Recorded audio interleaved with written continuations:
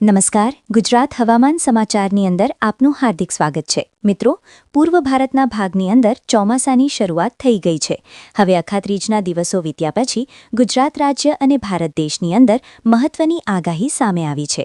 જાણીતા નિષ્ણાંત અંબાલા પટેલ અને પરેશભાઈ ગોસ્વામી દ્વારા આગાહીઓ કરવામાં આવી છે કે અખાત્રીજનું જે મુહૂર્ત હતું તે સારું ગયું છે. વરસાદ પણ આ વર્ષે સારો થશે. 2026ની અંદર વરસાદની જે આગાહી ગુજરાતના જાણીતા હવામાનની નિષ્ણાંતો દ્વારા કરવામાં આવી, એમાં મધ્ય ભારતથી ચોમાસાની શરૂઆત થશે. ત્યાર પછી એ ગુજરાત તરફ આગળ વધશે. ચોમાસું મધ્ય ભારત તરફથી ગુજરાત અને ત્યાર પછી ઉત્તર ભારત અને દક્ષિણ ભારત, આમ 3 રીતે ચોમાસાની શરૂઆત આ વર્ષે દર્શાવવામાં આવી રહી છે. પરંતુ એક એવી માહિતી તમને જણાવવાની કે ગુજરાતનું જે ચોક્કસ હવામાન છે એ હવે સ્થિર થશે. અત્યાર સુધીમાં માવઠાની આગાહીઓ હતી, એક દિવસ વરસાદ પડે, એક દિવસ વરસાદ ના પડે, છૂટો છવાયો વરસાદ પડે તેવી આગાહી હતી. પરંતુ આજના વિડીયોની અંદર આપણે જે આગાહી જોઈશું એ ગુજરાત રાજ્ય માટે એપ્રિલ અને મે મહિનાની કાયમી વરસાદી આગાહી સ્વરૂપે હશે. જેમાં આપણે મિત્રો હવે પછીના દિવસોની અંદર ટોપિક વાઇઝ વાત કરીશું કે ગુજરાત રાજ્યમાં ચોમાસાની સિઝન કઈ દિશા તરફ આગળ વધી રહી છે. ખાસ ઉત્તર ગુજરાતના સૌરાષ્ટ્ર ઝોનથી લઈ અને મધ્ય ગુજરાતના પૂર્વ ગુજરાતના જિલ્લાઓની અંદર વરસાદની જે આગાહીઓ છે એ આગાહીઓ આપણે સચોટ સ્વરૂપે અને દરેક સાચી આગાહીથી આપણી આ યુટ્યુબ ચેનલના માધ્યમથી જાણીશું. તમને જણાવ્યું છે કે દક્ષિણ ભારતની અંદર ચોમાસાની શરૂઆત થઈ, એવો અત્યારે માહોલ સર્જાણો, પરંતુ ત્યાં ચોમાસાની શરૂઆત નથી થઈ. આ એક વેસ્ટર્ન ડિસ્ટર્બન્સની અસર છે જે પશ્ચિમી વિક્ષેપની કારણે ઉત્પન્ન થયેલું હોય, અને આ વેસ્ટર્ન ડિસ્ટર્બન્સને કારણે ગુજરાતનું સૌરાષ્ટ્ર ઝોન છે, મધ્ય ગુજરાતથી લઈ અને પૂર્વ ગુજરાતના વિસ્તારો, તેની અંદર મોટા પાયે અસર છે એ વાદળછાયા વાતાવરણ વચ્ચે જોવા મળી રહી છે. બીજી એક આગાહી કે અત્યારે મ્યાનમાર, થાઇલેન્ડ, વિયેતનામના દેશોમાં વાવાઝોડા જેવી પરિસ્થિતિઓ ચાલી રહી છે, ખાસ ચાઇના બોર્ડર લાગુના વિસ્તારોની અંદર. તો આ જે વાવાઝોડાની સક્રિય થયેલી સિસ્ટમો છે એ શું ગુજરાત તરફ આગળ વધી શકે? તો હાલ તો મિત્રો અત્યારે એવી કોઈ પરિસ્થિતિ સર્જાતી નથી કે આ જે સિસ્ટમ બની છે, આ જે ઘેરાવો બન્યો છે, ગુજરાતને કે પછી ભારત દેશના કોઈ એવા ભાગને અસર પહોંચાડી શકે. હા મિત્રો, ગુજરાત ઉપર ભયંકર પૂર જેવી પરિસ્થિતિ સર્જાય, વાદળછાયું વાતાવરણ ફાટે, અથવા તો પવનની જે ગતિ છે, ઝડપ છે, એ ફૂલ ઝડપ થઈ જાય, વધી જાય, તો કુદરતી આફત આવવાની સંભાવના રહેલી છે.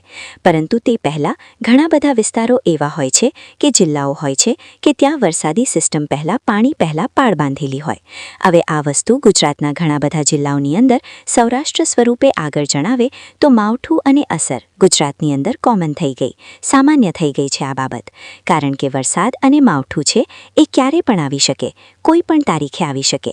તેની કોઈ એક લિમિટ કે તારીખ જાહેર થતી નથી કે આ તારીખ સુધીમાં વરસાદ પડી શકે.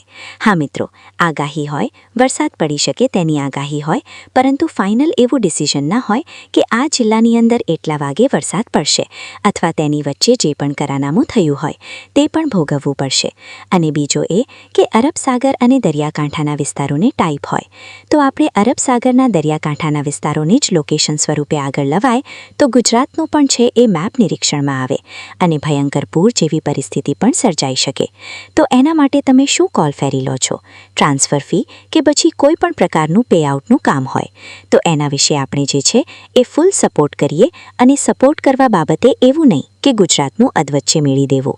બન્યા વિશે પણ જણાવો કે મધ્ય ભારતની અંદર આ પ્રકારની પોઝિશન અને હવામાન સમાચાર એવું કહે કે સુધરે કે કેમ, વાદળછાયું વાતાવરણ સર્જાણું. હવે ગુજરાતનું વાતાવરણ છે વરસાદી સિસ્ટમના ભાગરૂપે આગળ વધ્યું. તો જોવા જઈએ તો અરબ સાગર દરિયાકાંઠાના વિસ્તારોને પણ મહત્વની એવી આગાહી મળી રહી છે કે ગુજરાત ઉપર તેની મોટી અસર છે જોવા મળી શકે. ત્યાં તમે જોઈ શકો છો સેટેલાઇટ ઇમેજના માધ્યમથી જોયું. હવે આપણે ક્લાઉડલી ઇમેજના માધ્યમથી જોઈએ કે 29-30 તારીખ સુધીમાં તો ગુજરાતમાં ફરી વખત પૂર જેવી પરિસ્થિતિ સર્જાઈ શકે છે. આજે 20 એપ્રિલ થઈ છે, તો 20 એપ્રિલનું બપોર પછીનું હવામાન જોઈએ તો 20 તારીખે પણ બપોર પછી ગુજરાતનું સૌરાષ્ટ્ર ઝોન છે એ વધારે મજબૂત જોવા મળી રહ્યું છે કે દક્ષિણ ગુજરાતનું ઝોન એ પણ તમે અહીંયા સ્ક્રીન ઉપર જોઈ શકો છો અને નીચે કમેન્ટમાં તમે જણાવી શકો છો.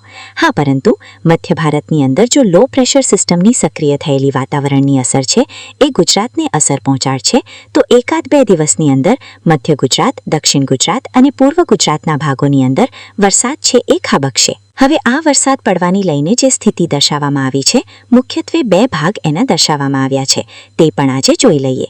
તે પ્રમાણે જોઈએ તો બે સિસ્ટમ સક્રિય થતાં ગુજરાતમાં વરસાદ ફૂંકા છે. ભર ઉનાળે આ વિસ્તારોની અંદર માવઠાની આગાહી. મિત્રો, ગુજરાતમાં હાલમાં લોકો બેવડી ઋતુનો અનુભવ કરી રહ્યા છે. એક તરફ આકાશમાંથી સૂર્યનારાયણ અગનગોળા વરસાવી રહ્યા છે, તો જ બીજી તરફ રાજ્યના 7 જેટલા શહેરોની અંદર તાપમાનનો પારો છે 40 ડિગ્રીને પાર પહોંચી ગયો છે. વાત કરીએ તો બીજી તરફ હવામાન વિભાગે આજથી 3 દિવસ માટે સૌરાષ્ટ્ર ઝોનની અંદર છે વરસાદની આગાહી દર્શાવી છે. તો બીજી તરફ હવામાન વિભાગે આજથી 3 દિવસ માટે સૌરાષ્ટ્ર, દક્ષિણ ગુજરાતના જે વિવિધ જિલ્લાઓની અંદર વરસાદ, માવઠાણી, કમોસમી વરસાદની આગાહી દર્શાવી. હવે કાળઝાળ ગરમી અને બફારા વચ્ચે તેમાં પણ કમોસમી વરસાદની આગાહીના પગલે લોકોને, ખાસ કરીને ખેડૂતોને ચિંતાનો વધારો થઈ ગયો છે. હવામાન વિભાગે તો આ પ્રમાણેની આગાહી અગાઉ પણ જણાવી હતી. માહિતી IMD ડિપાર્ટમેન્ટ એટલે કે ઇન્ડિયન મેટ્રોલોજી ડિપાર્ટમેન્ટ દ્વારા જે ફોરકાસ્ટની આગાહી હાલમાં જ વેસ્ટર્ન ડિસ્ટર્બન્સ તરીકે જાણી હતી અને દક્ષિણ પશ્ચિમી રાજસ્થાનમાં એક સાયક્લોનિક સર્ક્યુલેશન સક્રિય થયું. આ બે સિસ્ટમ સક્રિય થવાના કારણે આજથી 3 દિવસ અલગ અલગ ગુજરાત રાજ્યની અંદર વિવિધ જિલ્લાઓની અંદર વરસાદી માહોલ છે એ રહેશે. આજ સવારના રાજ્યમાં 8 જિલ્લાઓની વાત કરીએ તો વરસાદ પડી શકે, જેમાં અમરેલી, ભાવનગરની છૂટા, ઉદયપુર, નર્મદા, છૂટાછવાયા કમોસમી વરસાદ અને આ ઉપરાંત તાપી, ડાંગ, નવસારી અને વલસાડ સાથે સંઘ પ્રદેશ દમણ અને દાદર નગર હવેલીના વિસ્તારોની અંદર પણ વરસાદની આગાહી રહેલી છે. 20 એપ્રિલની વાત કરીએ એટલે આજની વાત. સૌરાષ્ટ્ર, અમરેલી અને ભાવનગર સહિત દક્ષિણ ગુજરાતની અંદર પણ વરસાદી માવઠું છે એ જોવા મળી શકે. જ્યારે 21 એપ્રિલ અમરેલી અને ભાવનગર સાથે સુરત અને ભરૂચમાં કમોસમી વરસાદ વરસી શકે. માવઠાની આ આગાહી વચ્ચે બીજી બાજુ ગરમીઓ પણ માંજા મૂકી રહી છે. આકરા તાપમાં શેકાતા લોકો પરસેવે રેબઝેબ થઈ રહ્યા છે. ગરમીથી બચવા માટે અમદાવાદ, સુરત અને રાજકોટ જેવા મોટા શહેરોમાં લોકો ટ્રાફિક સિગ્નલ પર છાંયડો ગથવા જોવા મળી રહ્યા છે. તો શનિવાર, રવિવારની રજાઓમાં ગરમીથી રાહત મળે તે બાબતે નાના બાળકોને લઈને સિનિયર સિટીઝનો વોટર પાર્ક તરફ વળ્યા, જેને કારણે મોટાભાગના વોટર પાર્ક હાઉસફુલ તરફ જોવા મળ્યા. પરંતુ આ દરેક વિશે માહિતી આપણા વિશેની બહાર છે.